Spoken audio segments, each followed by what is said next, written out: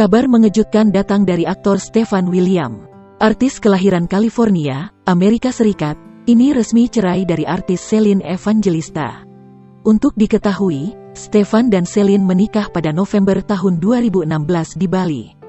Sudah 5 tahun hidup berumah tangga, keduanya telah dikaruniai 2 orang anak. Biodata Stefan William, mantan suami Celine Evangelista. Stefan William Umboh yang lebih dikenal dengan panggilan Stefan William merupakan seorang aktor asal Indonesia. Pria yang digadang-gadang sebagai hot daddy itu lahir di California, Amerika Serikat pada tanggal 11 Agustus tahun 1993.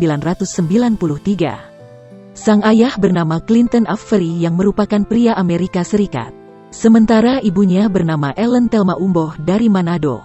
Bermodalkan kemampuan akting dan paras bulenya, Stefan William menjajal karirnya di dunia hiburan pada 2008 silam.